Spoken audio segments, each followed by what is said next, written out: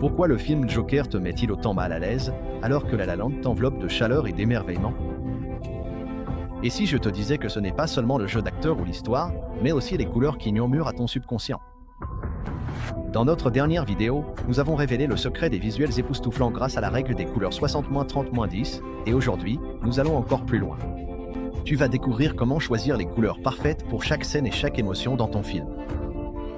Alors si tu veux que tes visuels fassent plus que simplement être beaux, si tu veux qu'ils soient inoubliables, tu es au bon endroit. Abonne-toi à Breadfruit Studio et active la cloche, car ce n'est que le début de notre série sur la couleur au cinéma. Maintenant, passons à la couleur.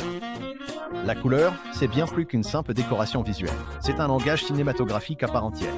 Elle façonne l'ambiance d'une scène, révèle les conflits intérieurs des personnages et guide silencieusement la réaction émotionnelle du spectateur, même s'il ne s'en rend pas vraiment compte.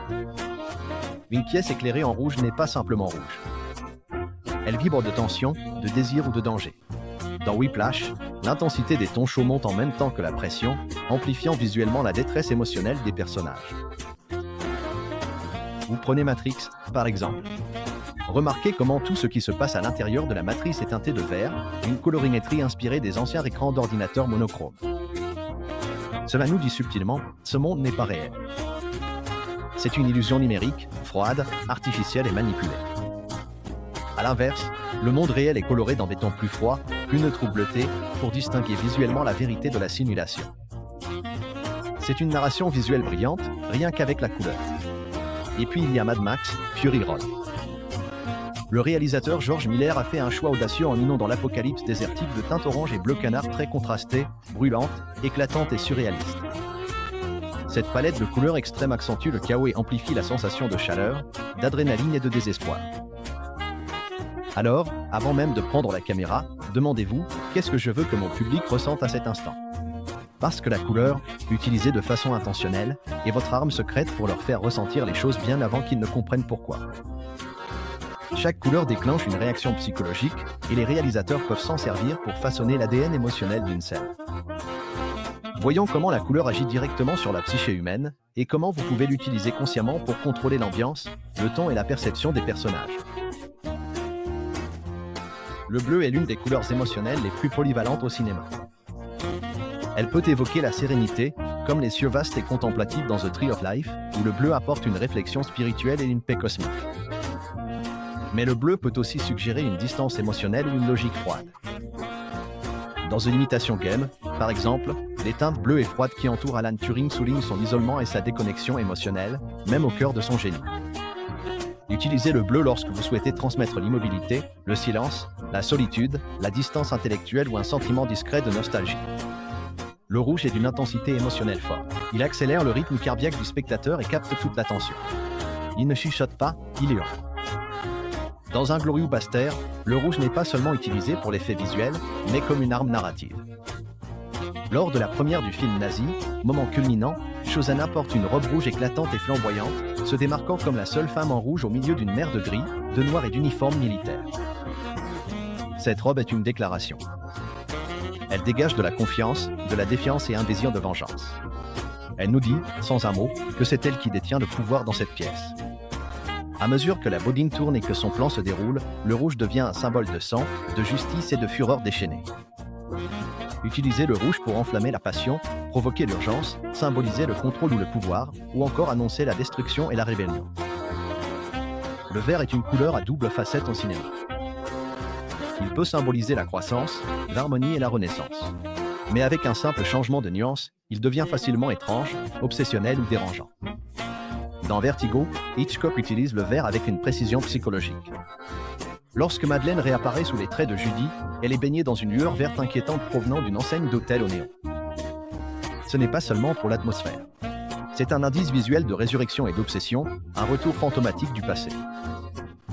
La teinte artificielle communique que quelque chose ne va pas, brouillant la frontière entre la réalité et l'illusion.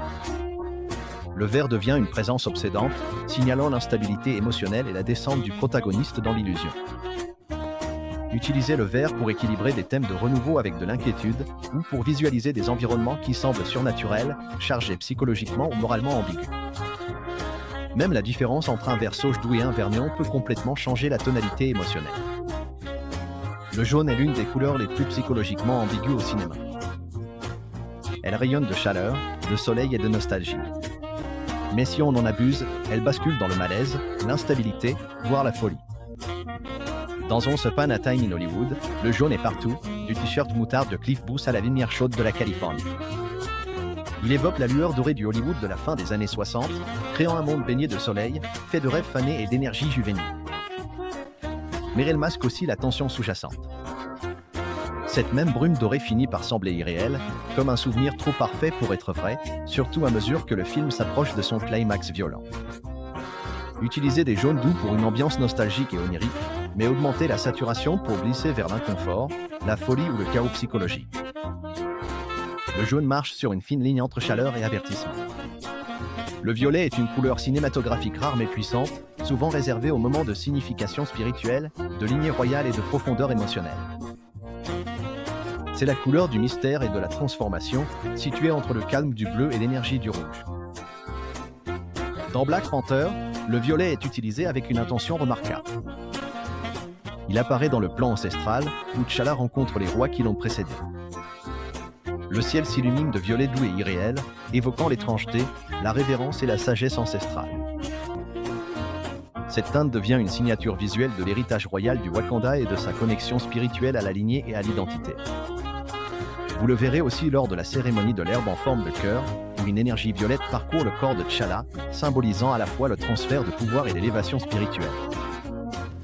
Les réalisateurs n'ont pas choisi le violet par hasard. C'est le pont entre le physique et le métaphysique. Utilisez le violet lorsque vous souhaitez évoquer la royauté, une profonde transformation intérieure ou un lien avec un but supérieur. L'orange apporte de l'énergie et de la chaleur, mais aussi de l'intensité. Dans Mad Max, Fury Road, les ciels et la poussière orange dominent la palette de couleurs, évoquant une chaleur extrême, l'urgence et le désespoir. C'est une couleur énergique et viscérale. Utilisez-la pour insuffler de l'audace et de l'adrénaline à une scène. Le noir et le blanc ne se résument pas à l'absence ou à la présence de couleurs. Ce sont des repères émotionnels et symboliques. Le noir évoque la finalité, le deuil, la peur ou l'ambiguïté morale. Le blanc représente la pureté, la vérité ou même le vide, selon le contexte.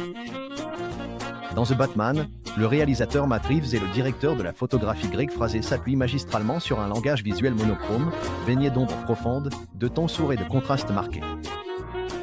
Gotham elle-même est enveloppée de noir. Les rues détrempées par la pluie, les ruelles obscures et les espaces caverneux reflètent un monde submergé par la corruption et la peur.